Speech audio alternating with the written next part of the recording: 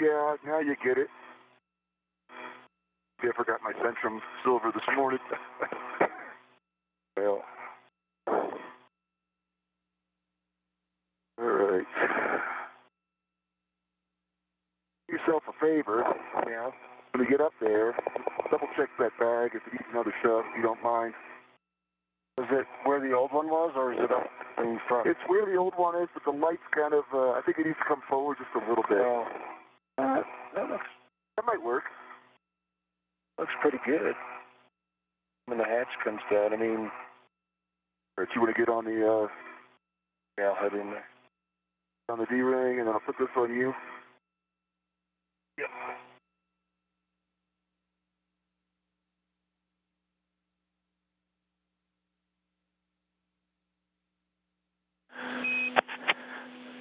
And Ricky, just a question for you. When you were working with the light, did you see any Z93 paint being liberated? This is just for us to know if we need to think about PPE in the airlock.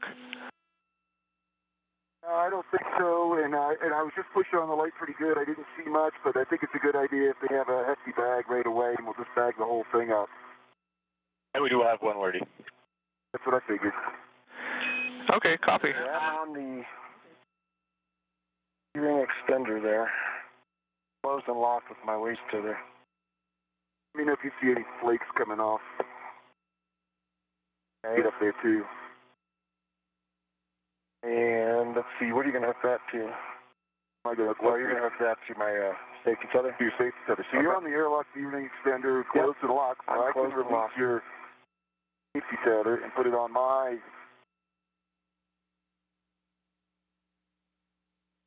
waist tether.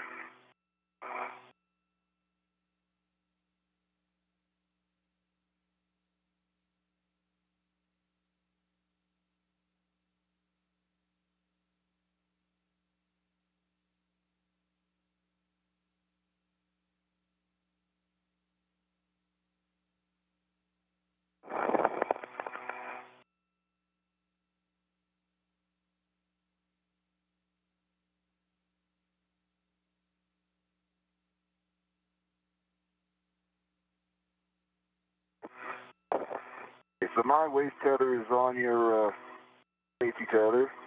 Okay. Closed and locked. Go ahead and gather mine up.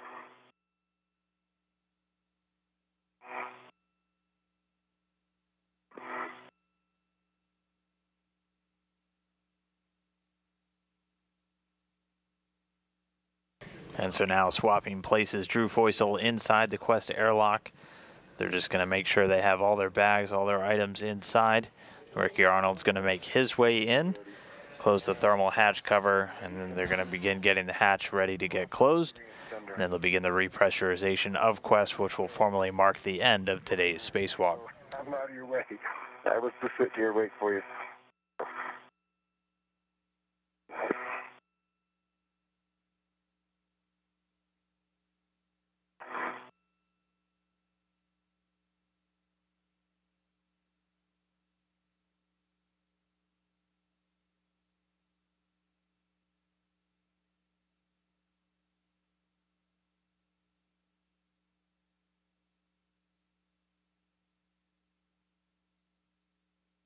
How am I doing? You doing all right? Are you stuck? A little bit. I'm trying to hold on to this. Oh, there we go. This is my arm. You can pull on my arm if you need. You doing? Am I on the aft side here? You kind of need to go over to your right a little bit. Roll from when you opened it. Hold on, I just lost the. We put a red on this guy. When you hold your feet, are you okay? I think I'm all right. Red on here. Get myself turned in the right direction.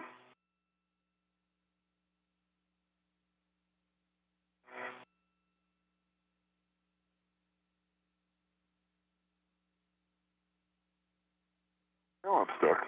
I'm going to give you something to pull against, or not? That's my arms that I was... Yeah, I'm just trying to figure out where there the... you go. There you go. There we go. But There you go. That's better. There you go. All right.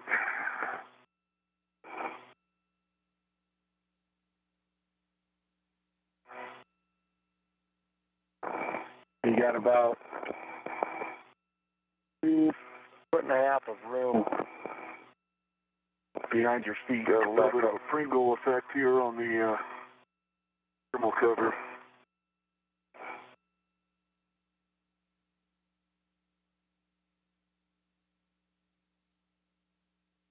Let me get the other side. Hold on. It's pretty much the way it looked to me. It's only the center that. All right. Hold on, that corner that's tucked in by your right hand. Oh yeah. That needs to be out. Yep. Yes. So hold. There you go. There we go. A little better. Alrighty.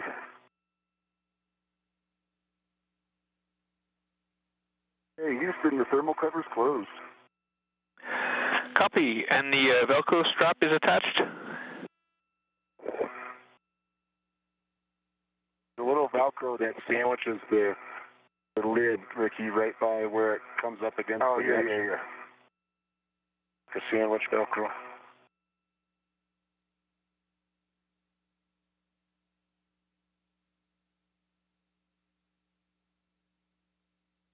Yeah, there's not much left, though.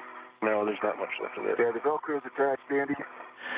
Okay, then you can remove the SCU from the pouch, remove your DCM cover, Velcro to the DCM, and connect the SCU to the DCM. Work. You need to remove it all. No, I snagged it. Do you have your seal? I do now. And just a reminder note for you, temperature control valve setting of 8, which is maximum cooling, minimizes the time for SCU cooling.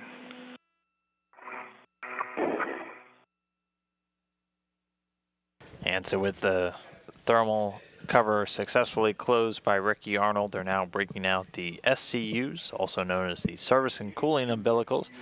They were plugged into those before our spacewalk began. They're going to plug them into their DCUs, their display and control units on the front of their spacesuits.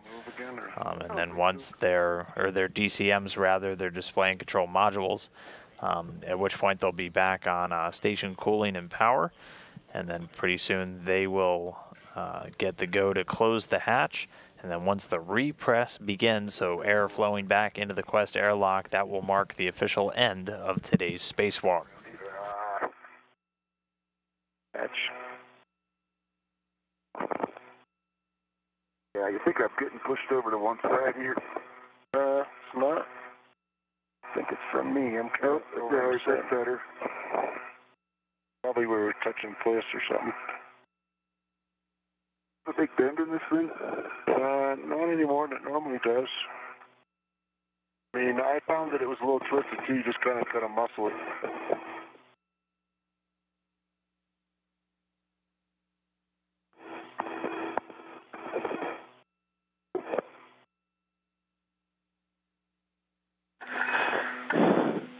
And Ricky, just a reminder that the gap on the thermal cover should be less than 5 inches. I think it is. Just wanted to remind you, though. It is, yeah, thank you, though. All right, UV1 is on SCU. Copy. Both of you are on your SCUs. You can now switch your water to off and should expect an H2O is off message. EV1 water's off. EV2 water's off. Okay, we have a caution. Do not close the hatch until the EMU water off for 2 minutes.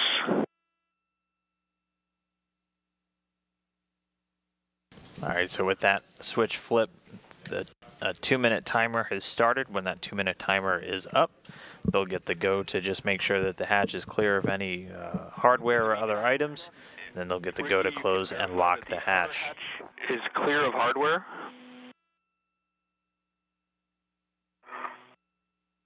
It is. Yeah, okay. We've got plenty of room, sort of. But my twist is, well, it's probably getting on me. That might be good there. I'm as far away as I can get from here. My foot caught on something? Yeah. My right foot? Your right foot is, I can't see it, but it's probably big. The right foot is behind the bungee. You free it? Hold on. And maybe.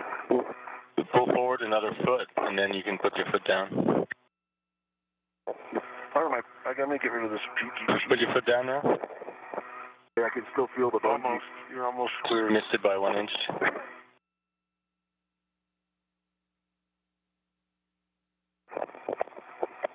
Try now. Put your foot down. Put your foot down. Or just keep pushing. There you go. All right, that's better. Thank you. There's your umbilical, so you're clear. The problem is that I'm a little bit twisted. Let me pull this PGT off. It's keeping me from getting out of the way.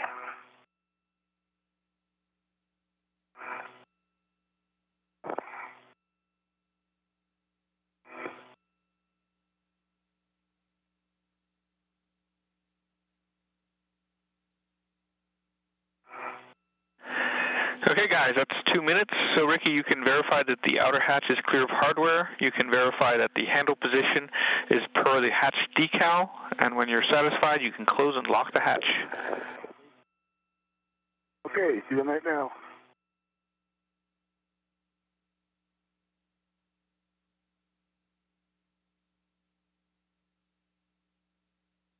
That'll give us some room. Doors. And Ricky Arnold working now to close the external hatch. And that'll be the last step before they move over to the repressurization steps. And once that repress actually begins, the spacewalk will formally come to an end.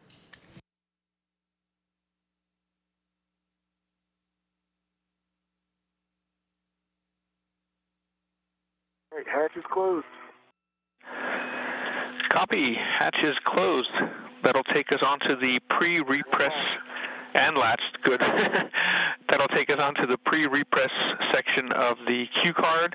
So first step is to check that your SCU is connected to your DCM. EV1 connected. EV2 connected and locked. Okay, we had your water off for 2 minutes. Check that the EV hatch is closed and locked. You just reported that. So on the UIA, check that the oxygen EMU 1 and 2 valve are open. Oxygen EMU 1 and 2 valves are open. Next, switch power to EV1 and 2 to on, The power EV1 is coming on with an LED, and 2 is coming on with an LED. I see 18.9 EV1 at 0.2 amps and 18.5 on both. 0.2 amps. Copy all. Then on your DCM, you can switch power to SCU and expect a warning tone.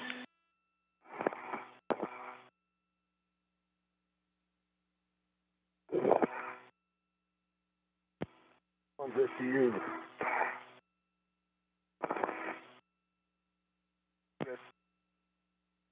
I didn't hear you.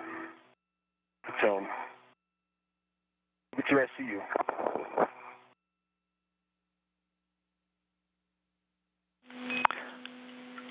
Once both your powers are to SCU, that takes us to the crew lock repress part, and I'll hand you off to Alex.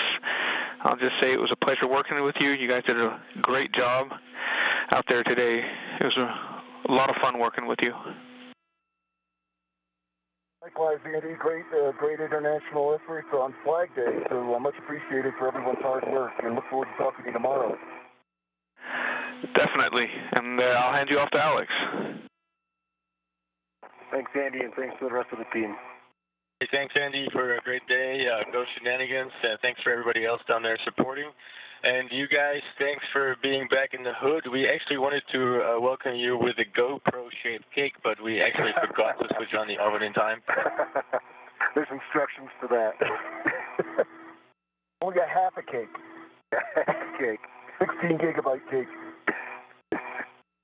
All right. Okay, so we're on the CrewLook repress crew card. First step, it has you put the O2 actuator through press. Work. Yeah. Cover out of the way.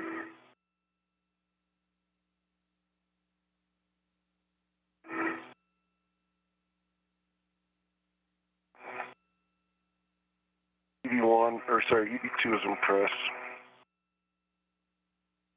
Yeah, I'm almost there, stand by.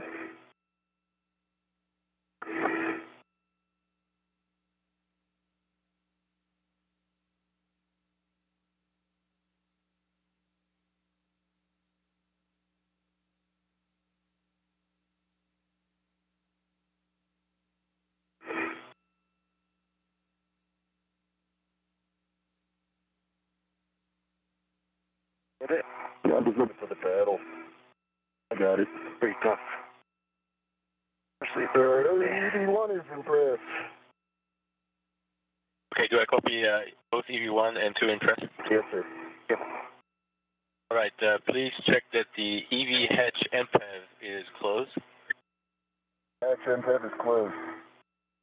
Okay, I'm going to take you to 5 PSIA. Going to throttle slowly from off to norm, and just in case I don't hear you, maybe Drew, you can give me hand signals as well. Okay. This means stop, and I can't really make a fist. See that? You guys are ready? Ready? Ready.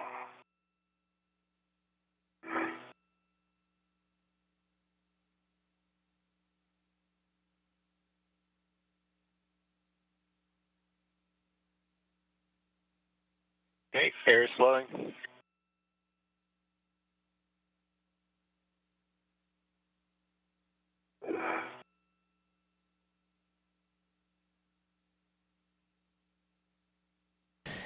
And getting confirmation the repress is in work, so the clock on the spacewalk today has officially stopped. The total elapsed time for today's spacewalk, 6 hours and 49 minutes. Spacewalk started at 7:06 a.m. Central Time this morning, 8:06 a.m. Eastern, and coming to an end with the repress of the Quest airlock beginning at 1:55 p.m. Central, 2:55 p.m. Eastern. So again, that total elapsed time, 6 hours and 49 minutes.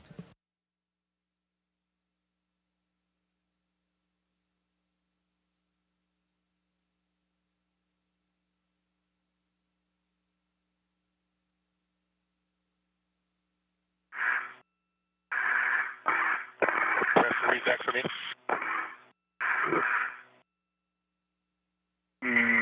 2.0 in the airlock, and I'm doing fine. Ricky? I'm doing fine, thanks, Alex.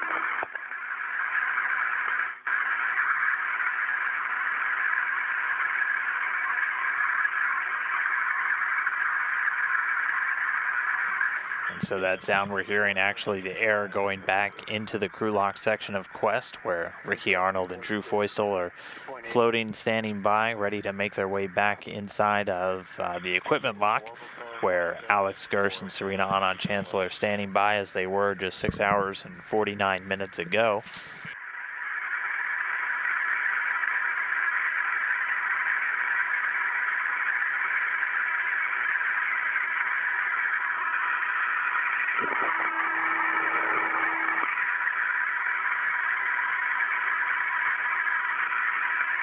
Four.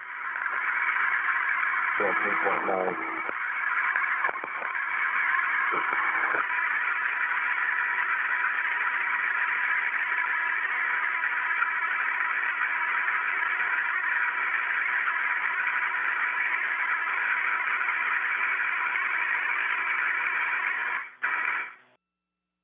On EV2. On 4.7. We're pretty close, Alex. Yeah, I've stopped. Okay.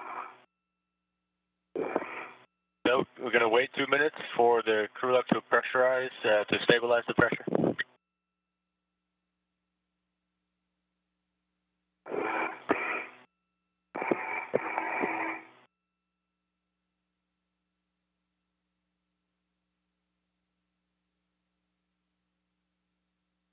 Seen any flakes? I haven't seen anything in the airlock, no. Nothing floating. Same here. I was watching you guys through the window all the time, and I didn't see a single piece. Okay. Some came off the one I installed.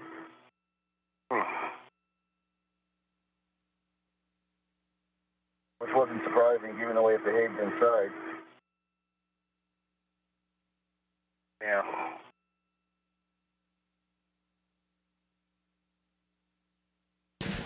All right, and we have some statistics for you. So with this, the 211th spacewalk in support of station assembly and maintenance in the books.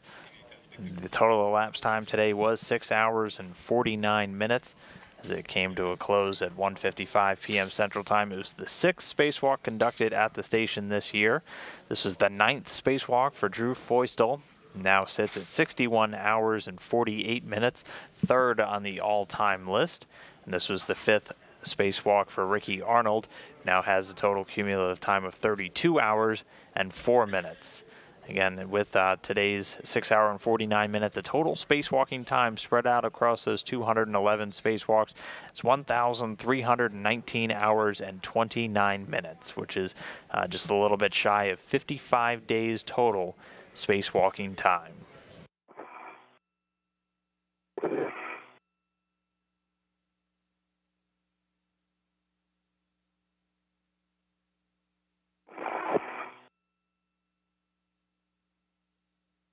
Houston station on 1, the pressure at the 2-minute mark is 251.18, and we're going to watch it for another minute. But again, the gradual repressurization of the Quest airlock now underway. Atmosphere once again flowing into where once was a vacuum.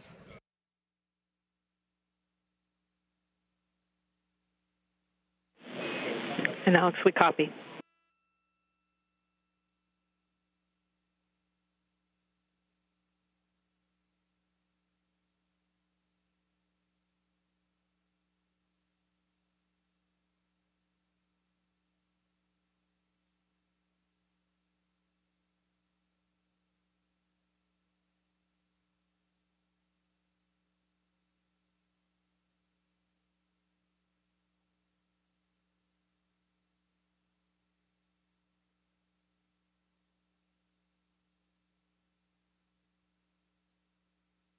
The 3-minute mark, we have 251.18, no delta, leak check complete. And so similar to the depressurization, they paused at 5 psi once again to do a quick leak check. That brings us to step 8.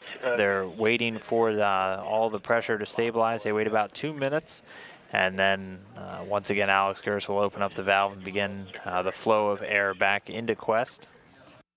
Feeders off, no contamination, Alex for EV1. EV2, glove feeders are off and no contamination. I see similar black smudge like I saw last time we were out. Kind of a charcoal gray. I got the same thing. Pretty light smudge. How they designed. Last time they said it was kind of normal. All right, and with that, you go to set your O2 activators to IV.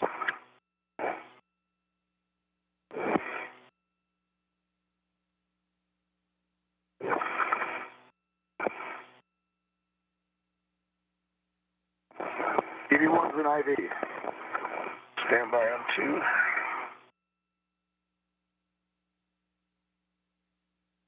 EV2 is an IV. Copy that, and I'll take you up to airlock pressure then. Let's do the same thing again here. Give me hand signals if you feel the pressure's rising too quickly. Okay, will do. Kick Drew really hard and he'll give you the hand signal. Yeah.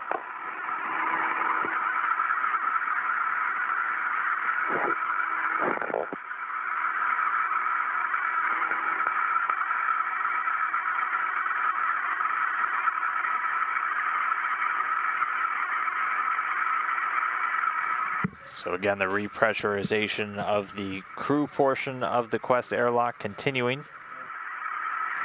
It started at 1:55 p.m. Central Time, 2:55 p.m. Eastern, and marked the formal end of today's spacewalk, which lasted a total elapsed time of 6 hours and 49 minutes, enough to push Drew Feustel into third place all-time for cumulative spacewalking time among all astronauts and cosmonauts.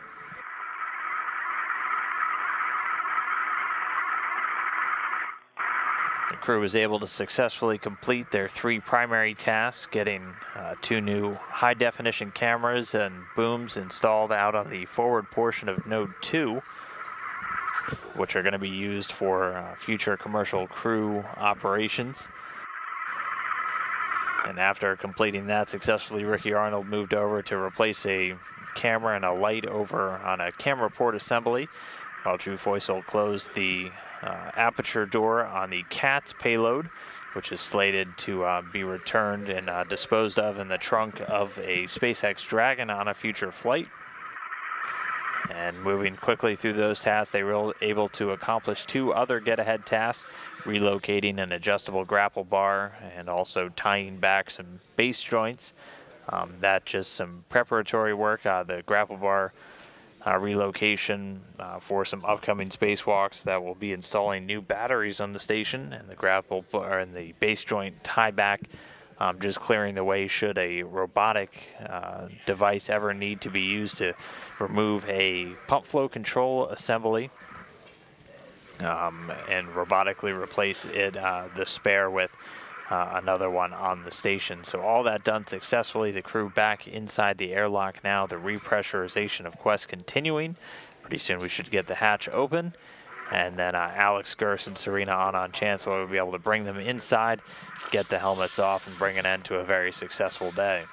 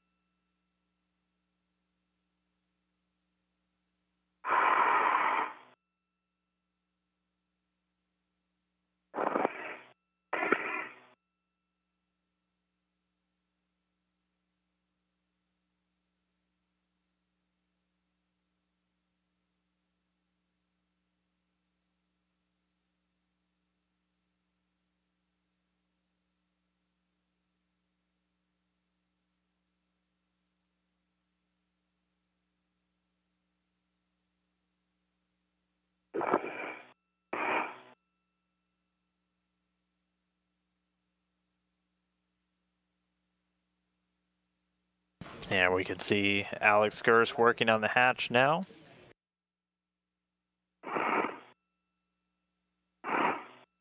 Hey! We're home!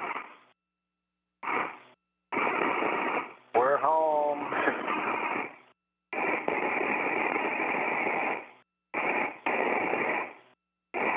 Easy, easy. Those are very sore hands. Thank you, guys. Good job, guys. You can move those things somewhere. Maybe take it from here so you can tie it off on something. Like take the whole tether so you can hang it somewhere. Don't go too far with it. Get it out of your way.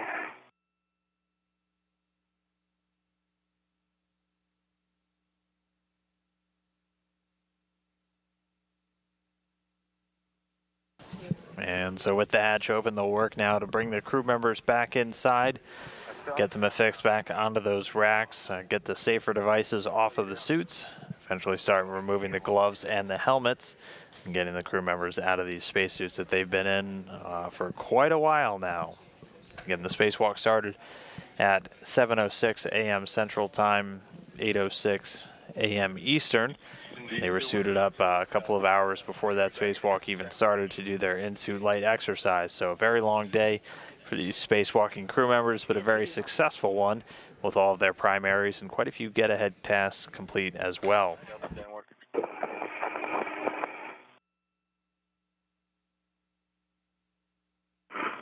And Drew Foysel's the first one through the hatch.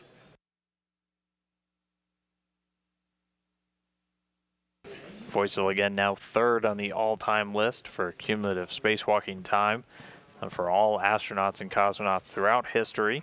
He's now completed 9 spacewalks, total time spent in the vacuum of space of 61 hours and 48 minutes. He's just behind 2 other spacewalkers, one NASA astronaut, Mike Lopez Alegria, and Russian cosmonaut Anatoly Soloviev.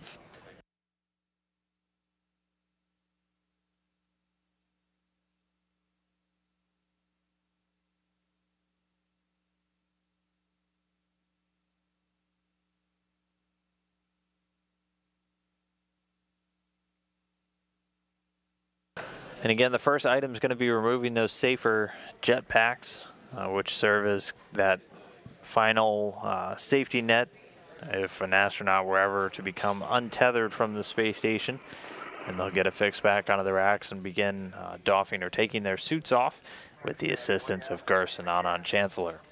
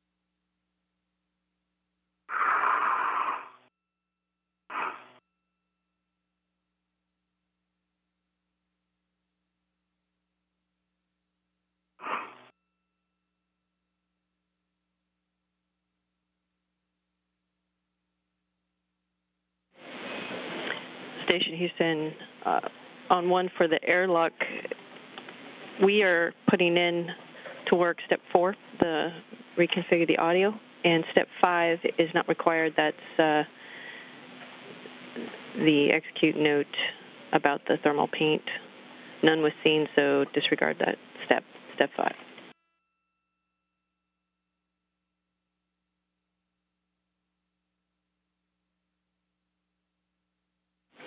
And no response required, just to let you know step 4 is complete and you guys are no longer hot mic.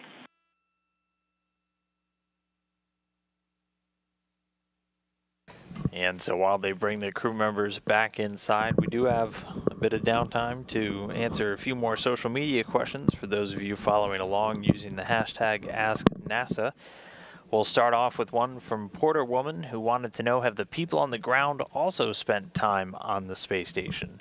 And in this case, the answer is most certainly yes. In fact, the 2 folks at our Capcom position right now, Tracy Caldwell-Dyson on the right and Andreas Mogensen there on the left, have both been to the International Space Station. Caldwell-Dyson was a long-duration crew member back on expeditions 23 and 24, has over 188 days of time in space on her resume. And Mogensen, a little bit shorter, 9 days and 20 hours on his, but he flew during Scott Kelly's 1-year mission as part of the crew rotation. and was also the first Danish astronaut to fly in space.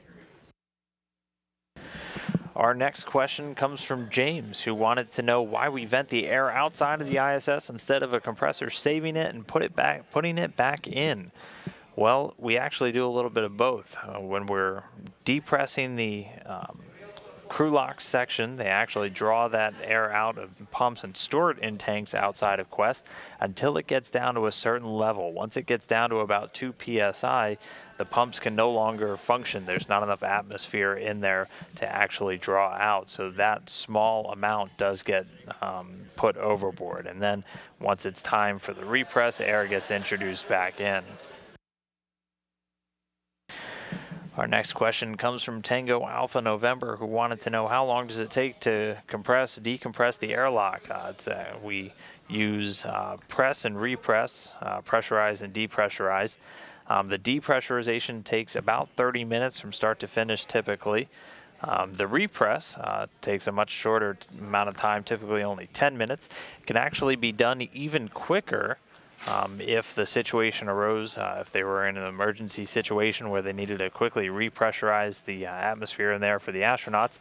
That comes with some health risks, as anybody who's ever gone scuba diving, going from a low pressure environment to a high pressure environment very quickly, or vice versa, can have some adverse effects. So we do it slow and steady, taking about 10 minutes to repressurize once they come back in. And again, not a whole lot of air is vented overboard. A very small amount is still left in there when there's only 2 pounds of pressure per square inch during the depressurization section.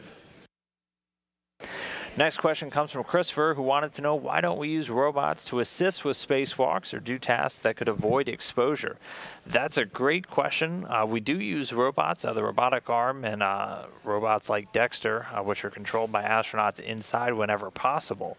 They're always looking for different tasks like replacing major hardware components that can be done with robotics instead of using the human astronauts. As again, it's very time consuming and one of the more dangerous activities conducting a spacewalk. So that is something that we're always looking at doing, using robots like Dexter. And we're constantly evolving how we can use them on board the station and looking at other robotic options down the road. But great question. Next one comes from Mallory Brooke Taylor, wanted to know if there's a benefit of conducting the spacewalk during night or in the shadow of the Earth versus day. Not particularly. In fact, during each spacewalk, as you just saw, they'll see night and day quite a few times during their spacewalk. However, there are some times where they have to conduct tasks in a day or a night cycle. For example, when we replaced the batteries a little bit about a year ago, they had to wait until they were in a nighttime cycle when the solar arrays weren't generating electricity to actually disconnect those batteries. So there are certain tasks that you only do typically in the day versus the night, but you'll see both day and night multiple times during every spacewalk. Our next question comes from Sean, who wanted to know, do we plan to broadcast a live feed of Earth views from one of the new HD cameras 24/7? We certainly hope to. We already have HD views of Earth from station streaming live right now 24/7. In fact, if you go online and search NASA and the letters HDEV, HDEV, it's a payload that's been running for the last several years of high-definition cameras on the Earth-facing side of the Columbus module, and those are constantly streaming. So anytime the station has signal, those cameras are putting out views of Earth. We're hoping to be able to put in some infrastructure to stream these HD cameras that were just installed, but that still requires some forward work. Next one comes from Sean, who wanted to know if tools floated away before, is it a common occurrence? It's not common, but it has happened before. So we just had a wire tie float away on this spacewalk. Items have occasionally floated away from astronauts on spacewalk, as they are keeping track of quite a few items at any given time, hopefully keeping everything tethered. That's why they have a large number of tethers, not only for themselves, but also for their equipment. Again, it's not a common occurrence, but it's something that the teams do prepare for. If they were to lose a large tool or a large piece of equipment, we obviously are able to track it just to make sure it's not going to pose any additional threat or danger to the space station. In today's case, like the wire tie, not a big issue, but again, something we carefully track and equip the astronauts to make that as rare of an occurrence as possible. Next question from King. Son Paul wanted to know how heavy the suits are. They tip the scales at a little over 300 pounds typically. It will depend quite a bit on the size of the suit. There are different sizes, medium, large, extra large, and also how much equipment they actually end up carrying out with them. Thankfully, they're operating in a microgravity environment, so it's not like the astronauts really feel that weight like you would if you were wearing it down here on Earth. They do have to worry about momentum, though, as it's a large piece of mass, so they find it's a little bit easier to get started moving up there in space, but it's a little bit harder to stop than it is down here on Earth. But a little over 300 pounds. Next question comes from Paul. He's wondering, spacewalks generally around 6 to 8 hours down here on Earth. That's a full day's work. It sure is. Just wondering how much downtime on average do the astronauts actually get. The astronauts, like a lot of people here on Earth, will get weekends off typically and holidays. So they'll get Saturdays and Sundays off typically on board the International Space Station, with the exception that they'll have a little bit of house cleaning work on Saturday. And they'll still have scheduled their about 2 to 2.5 hours of exercise that they do every day just to combat the negative effects of weightlessness. And again, they'll also get some holidays off. Then our last one for right now comes from Charlotte. Wanted to know, how's the temperature inside the spacesuit? Thanks for the great pictures. The temperature inside the suit is regulated by the crew members. As they're working, it's quite easy to generate a lot of heat, so they'll wear what's known as a liquid cooling and ventilation garment. It's a long underwear garment that has a bunch of tubing all along the astronaut's body from head to toe, where they're able to circulate cool and cold water. And they actually have a controller on the front of their spacesuit where they can control the temperature. Quite a few people are asking, what's the temperature like outside?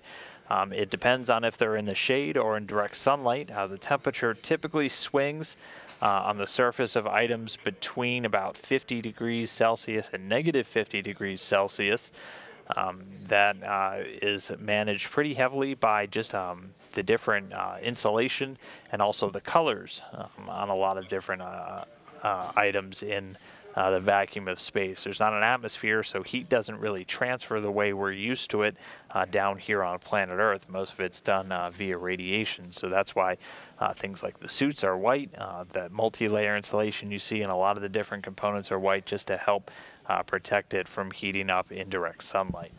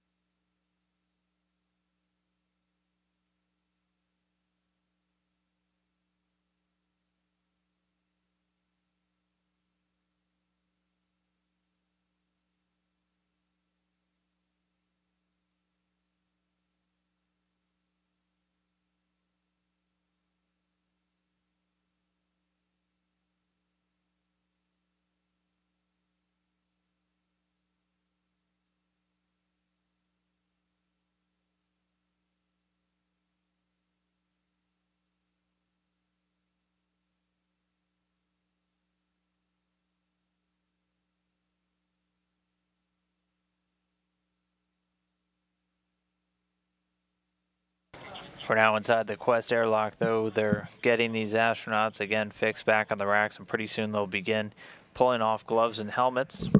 One of the things you'll see is they'll take very detailed images of the gloves before